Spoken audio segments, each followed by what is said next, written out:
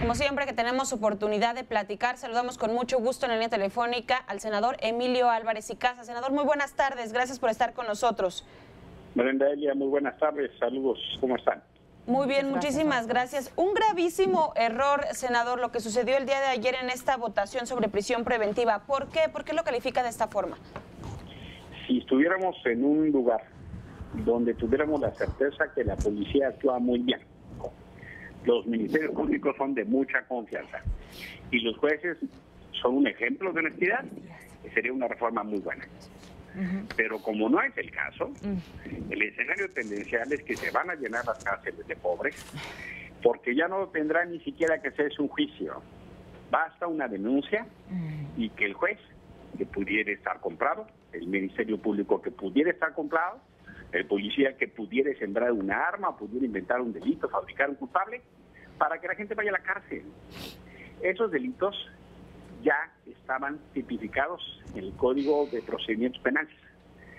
Meterlos a la Constitución no solo es un abuso, no solo es un retroceso de los 2 últimos años en materia de reforma constitucional, sino que va a generar una condición de corrupción dramática. Y no es algo que pueda pasar, es algo que ya ha pasado. Y de manera que lo que tenemos que estar muy claros es que la manera de responder a la legítima necesidad de seguridad de la gente no es incrementando penas, sino abatiendo la impunidad y que trabaje distinta la Procuraduría o la Fiscalía. Vamos, que no tengamos fiscales carnales ni ministros carnales, para decirlo en apretada síntesis. Senador, ¿por qué si se conoce estas deficiencias en el sistema de justicia actualmente en nuestro país? ¿A qué considera usted que se debe continuar y dar celeridad y marcha a esta ley sobre prisión preventiva, toda vez y en contra de las recomendaciones nacionales e internacionales? ¿Es una decisión política o es ignorancia, es omisión? ¿A qué se debe este retroceso en la materia? Es un poco de todo eso, que se sintetiza en la idea que ha venido pasando en nuestro país, que se llama populismo punitivo. Es mucho más fácil decirle a la opinión pública y ante las demandas de inseguridad que hay una presunta actuación y que hay mano firme y dureza, incrementando penas, que mejorando las actuaciones de policías, ministerios públicos y jueces. Cuando Morena tuvo la oportunidad de hacer un fiscal independiente, están optando por un fiscal carnal. Cuando se tiene la oportunidad de hacer una policía profesional, optan por una Guardia Nacional que es militarizar el país. Cuando se opta por un modelo de prevención, optan por subir las penas. Miren, lo que está pasando es el mismo modelo fracasado que, por cierto, el presidente López Obrador lo dijo así en campaña, que implementaron Felipe Calderón y Enrique Peña Nieto, nada más que más fuerte.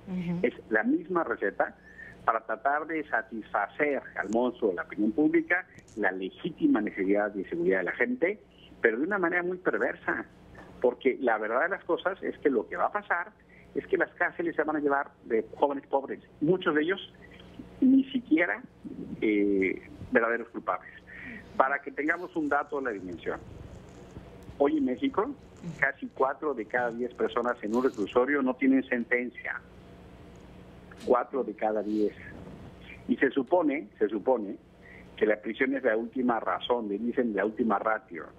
Esta medida, y yo creo que es una muy acabada demostración de populismo punitivo, es un grave error. Y lo que hicieron Morena para pasar la reforma constitucional fue a ver al PAN y al PRI, y cada quien puso sus delitos preferidos, y estos acabaron ampliando sin ton ni razón. Es de veras un retroceso muy grave, muy grave.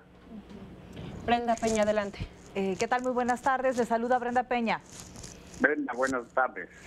Para ir aterrizando un poco acerca de qué es lo que sucederá para la gente que nos está viendo y escuchando, es decir, se va a presentar una acusación en contra de una persona X y de ahí, ¿cuál sería el procedimiento o qué es lo que veríamos que sucede penalmente con esta persona? Antes de esta reforma en esos delitos, el juez tenía 16 medidas para poder procesar si ameritaba un tipo de sanción, incluida la prisión. Ahora con esto, el juez estará obligado a directamente irse a prisión.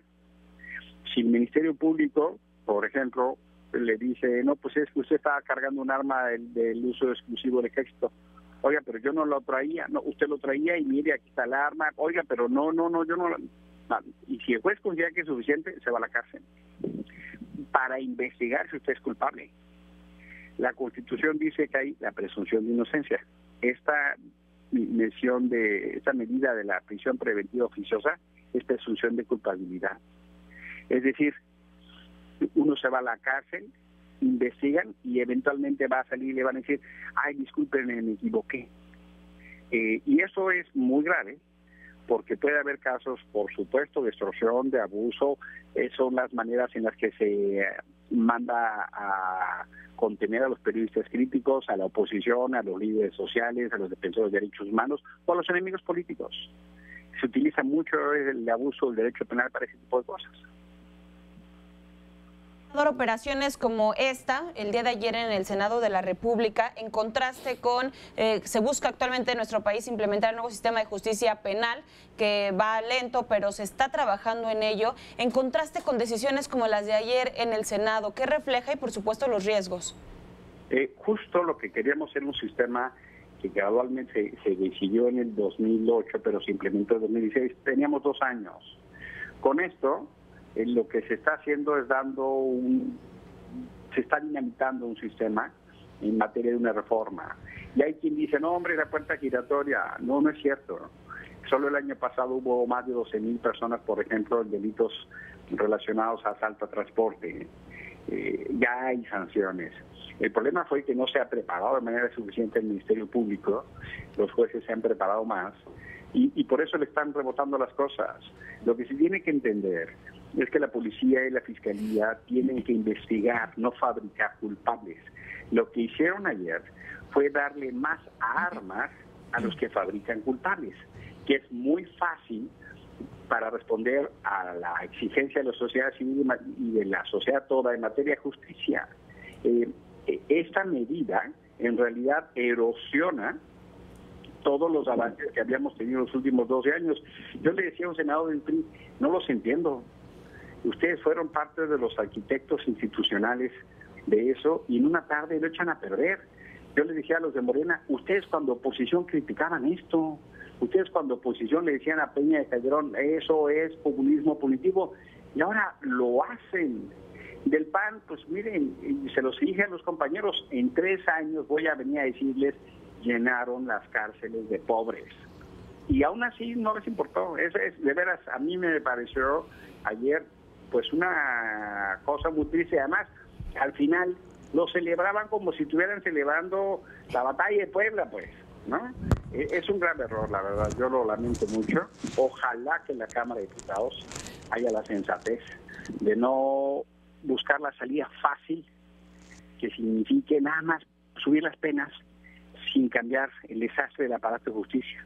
Claro, precisamente, senador, para eso iba. ¿Qué es lo que sigue? Pasa ahora a Cámara de Diputados y, pues, ¿cómo se prevé esta discusión? En la Cámara de Diputados tiene que pasar la discusión. Si le llegan a hacer alguna modificación, lo regresan a la Cámara de Senadores. Si no le hacen alguna modificación y tienen 2/3 partes del Pleno, se va a volver una norma prácticamente de aplicación constitucional. Va a tener que ir, fuera el caso, por ser una reforma constitucional, a la validación de al menos 17 congresos estatales, y si eso sucede, entonces se convierte en una norma vigente. Muy bien, y tomando en consideración lo que se llevó a cabo el día de ayer con estos aliados, ya nos lo comentaba también del PRI, algunos del PAN, dividió también al PRD. Bueno, usted como parte de esta oposición, Movimiento Ciudadano, votaron en contra. Estaremos muy al pendiente, senador, de lo que sucede y como siempre le agradecemos que nos tome la llamada para ayudarnos a tratar de entender estas actividades allá, en este caso en la Cámara Alta.